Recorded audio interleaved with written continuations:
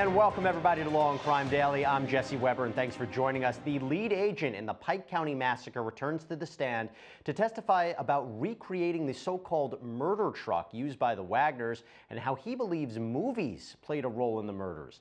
Law and Crime's own Anjanette Levy's here with what the jury heard and what they saw. Well, Jesse, prosecutors are wrapping up their case against George Wagner IV, and they're hoping to eliminate doubt in the minds of jurors that he took part in the Roden and Gilly murders. BCI agents recreated a false bed in the truck Jake Wagner said he, his father, and older brother drove the night of the murders. Jake Wagner testified he built that false bed and put bales of either hay or straw on top of it, so he and George Wagner IV had a place to hide as they approached the first crime scene. But George Wagner IV's lawyers have suggested he would have been too big in 2016 to fit under that false bed. So lead BCI agent Ryan Scheiderer showed photos of two large detectives fitting in the truck bed without issue. Wagner IV's lawyers questioned the reconstruction. Did you place a dozen bales of hay on top of this piece of plywood like Jake testified? I did not. Prosecutors also offered additional evidence about the Boondock Saints movies. Ding dong!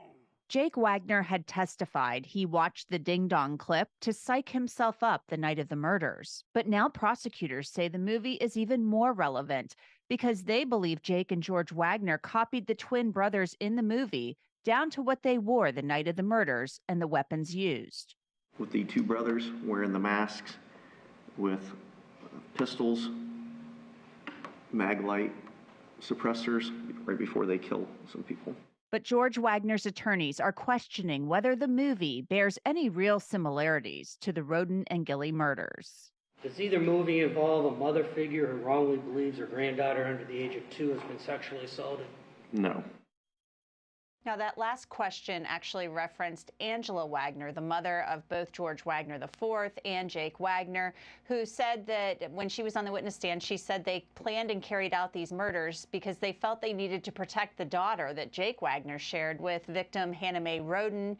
And on cross-examination, Special Agent Scheiderer conceded that there was really no evidence that this little girl had been molested, only that the family feared it could possibly happen.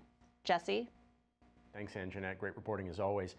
I'm joined right now by my co-host Terry Austin and criminal defense attorney Casey Early. It's great to have you both here. Casey, I'll start with you. You know, this trial has been going on for months, and I have to wonder, isn't it having some impact on the legal teams and as well as the jury? I mean, imagine sitting on this case. Well, it definitely has some form of impact. I've been in trial for a week, and then I've been in trial for weeks. And we have to understand that the jury, they have a life outside of the court. They have children, they have their careers. So after a while, it can become very stressful to come into court, listen to the evidence day after day. But I'm pretty sure that this jury was vetted properly and that they are listening to the evidence in order to make a judgment, a verdict for or against the defendant. I'm also not surprised that it's taking this long. It's such a complex case. And speaking of which, Terry, you know, the prosecution's focused on these similarities between the Boondock Saints movies and the actual murders. I haven't heard of that before. You think that's a good strategy?